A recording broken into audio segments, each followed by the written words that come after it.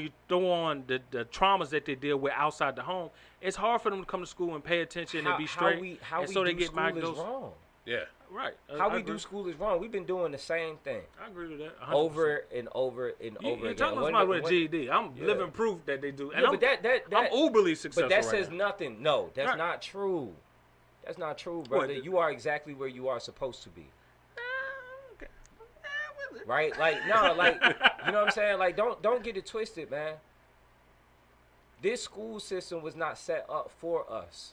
How we do school is not set up for us. The way academia, the academy is set up, it is made in a way where a black body walks to a school building and has to make a choice in the binary of, can I be authentically myself, or do I gotta code switch and become a semblance of something else? Assimilated, beautiful word, right?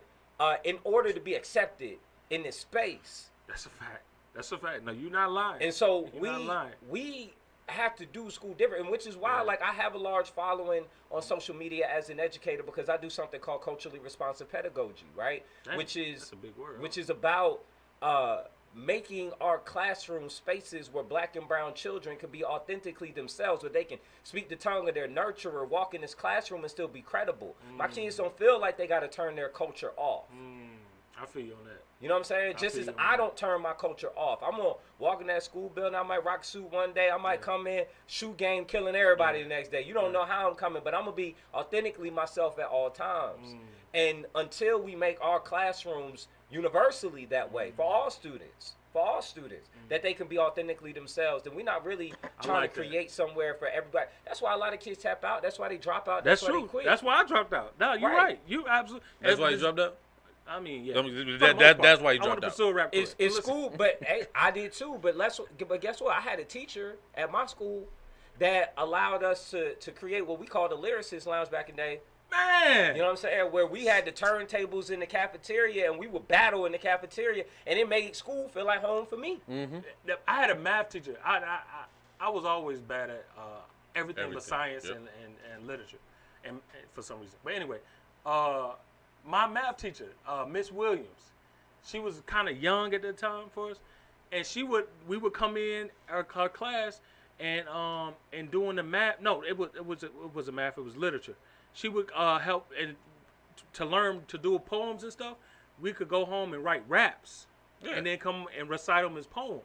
And they used to be so cool. We used to have so much fun in our class, and we actually got better at literature because she made it more cool. And this was like real hip hop stuff she was putting us on and everything. But I think what you just said is pivotal, because in high school, one of the things that I'm not gonna say it was the reason, but one of the things that definitely helped encourage me to drop out was two things. My administrator, who said, "Why don't you just drop out and get a GED?"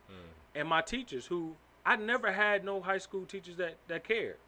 They didn't care about what happened to me outside the classroom. They never inquired. They never pushed me. They never said, pat me on the back, "Oh, you're so smart for this, you're clever."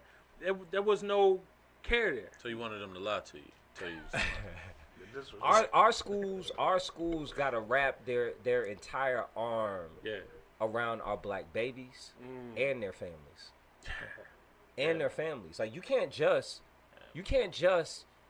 cater towards a child. I've had students whose parents were working on their GED, and I'm tutoring the parent and the child at the same time. You know what I mean? Like when the pandemic first hit, I fed over 1,000 students. Throughout the country. Sent pieces all over the country. When the pandemic first hit, I put on a virtual prom for my kids with my boy Desi Banks and raised $30,000 for college scholarships for kids. Right? Like but it wasn't about anything other than knowing there was gonna be food insecurity for some of these kids. There was gonna be opportunities lost for a lot of these kids, and that we gotta fill the gaps in. And that's the kind of perspective we got to have for our young people. And that's the kind of perspective we got to have for people who run for city offices. Right? We got to be able to see all the gaps. That's why I'm running for city council and not school board.